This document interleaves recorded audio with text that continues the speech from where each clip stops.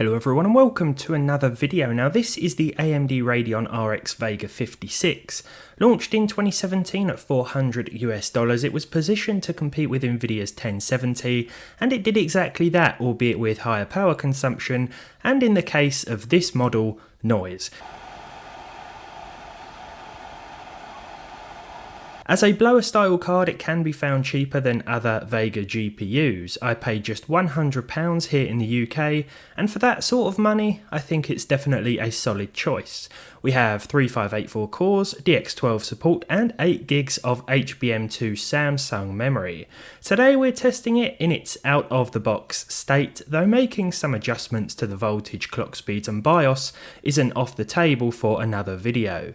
These blower cards aren't for everyone, but I've always liked the aesthetic, and one thing I didn't know was that this fan actually stops under low load. I really didn't know that was a thing with cards of this nature. It's nice though because the silence at idle provides a welcome break from what could otherwise be labelled as a sound of military jets compilation. We've also got a nice light up logo and load indicator by the power connectors too. But let's see how it performs. I want to start on a less impressive note, and this is not by any means representative of how this video will continue, but the Vega 56 produced some underwhelming figures in Cyberpunk 2077.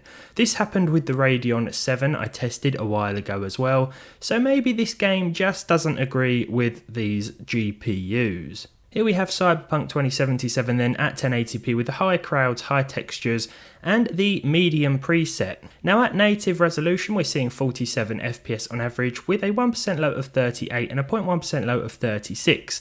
The gameplay experience is okay, but I do feel like we should be hitting more here, and I can't help but think that the 1070, the once equivalent of this card, would do a lot better. Even when I turned FSR on, it didn't make much of a difference. In fact, I think it made things worse, to be honest, as you can see from this footage. It really wasn't an ideal experience, but let's move on to some more games. Ones that do perform better at this res. Next up we have Fortnite. This one is fairly easy to run even at the high preset here. Aside from that I went with 100% res and I enabled TAA as the anti-aliasing solution.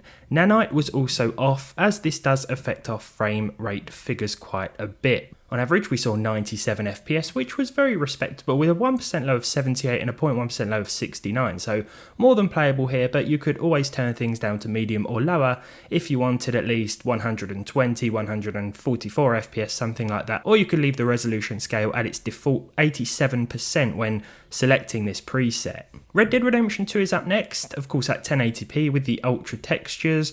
For TAA I went with the medium option, but everything else was pretty much on high. The geometry LOD was set to max, the grass LOD was set to 2 out of 10, and the water physics were set to medium, as you can see by these settings here.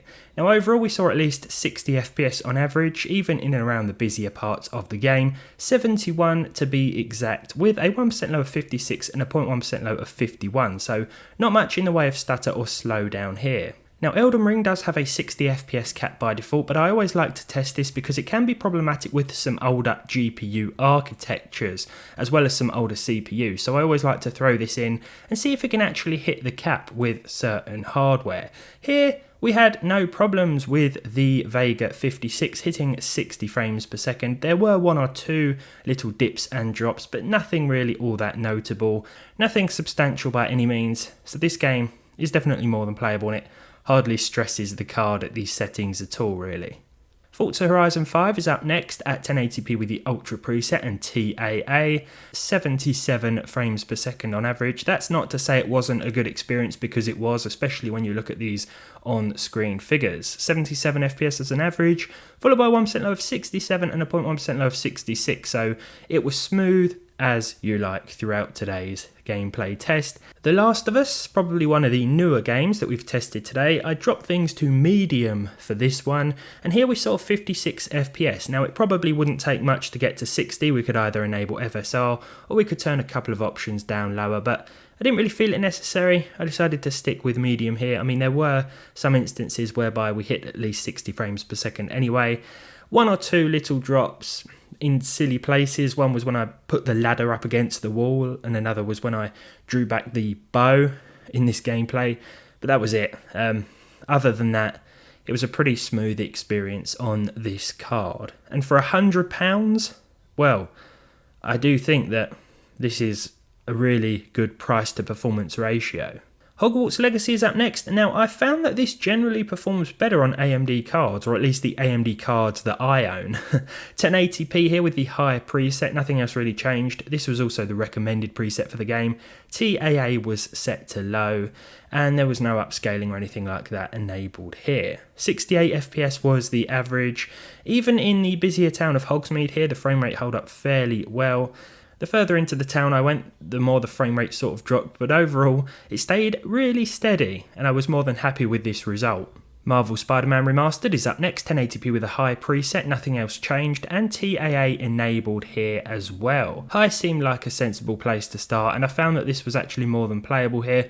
A few little dips and drops below 60, but nothing major, and with 82 as an average, I think this was a more than acceptable experience. Again, for the price I paid, well, I can't complain too much, but as you can imagine by now, the Vega is sounding like a busy airport. Halo Infinite is up next, put this one back in the benchmarks. At high, it didn't quite hit 60, so I went with the medium preset. As you can see, everything is set to medium here. This allowed us to hit 70 FPS with a 1% low of 57 and a 0.1% low of a solid 53, so no issues with gameplay really here. But you could choose low if you wanted an even higher frame rate, just to try and remain a little more competitive, I guess, as well. The Witcher 3 up next, in next gen mode, of course, DX12 enabled, 1080p Ultra, Hairworks was off and TAAU was enabled. Some of the other effects were also off, basically all of them, you know, all the other optional extras that used to be under post-processing in the old version of the game, they were all off. 87 FPS on average. I did start off with high, but I thought that was doing pretty well. It was up towards 90, 100 FPS, so I retested the game at Ultra. It looks a little bit better as well with the Ultra preset, and the frame rate still held up very steadily, so I decided to stick with this, and as you can see, it was a pretty acceptable experience, even in and around busy towns. Grand Theft Auto 5 is older, but when you turn the settings way up, as I've done here, it can still prove quite demanding, even on once powerful cards like this one. Basically, the highest settings, apart from MSAA because that was off, I instead opted for FXAA because it has a lot less of an impact on the frame rate and frame times. The advanced graphics were also on and set to their respective maximums, 95 FPS on average, with a 1% low of 67 and a 0.1% low of 59, so a very smooth experience for GTA 5 and the Vega 56. Very enjoyable in this case. Now, Call of Duty Modern Warfare 2 is a bit like Cyberpunk in that I feel like we should have been able to get a few more frames from it. Not necessarily the average either, but I did experience some issues with the 0.1% low. This wasn't just with this Ultra preset either.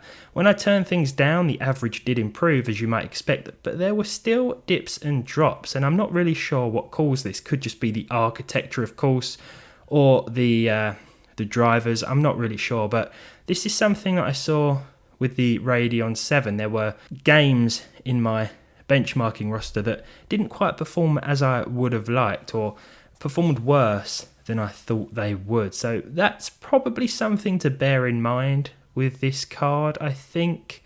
Other options may not be as powerful, but you might find more consistency if you choose something else. And while we're on the subject, a cheap 1070 might be a bit less, might be a tiny bit more. A Radeon RX 5600 XT, 5700 XT, you might find those for a very similar price, and they'll offer more performance with less power consumption in the case of the 5600 XT anyway. Not sure about the 5700 XT, we'll have to revisit that. There's also the Vega 64, which may not be that much more expensive, but could offer better performance than this still as well. So always consider all of your options, but from a standalone point of view, the Vega 56, for the money you can get it for, is still very capable in 2023, but you might find that the occasional game does let you down a little bit in terms of the frame rates that come from it. So just bear that in mind, but I hope you've enjoyed this video, and I hope you find it helpful nonetheless. If you did, leave a like on it down below, leave a dislike if you didn't, subscribe to the channel if you haven't done so already, and hopefully I'll see all of you in the next one.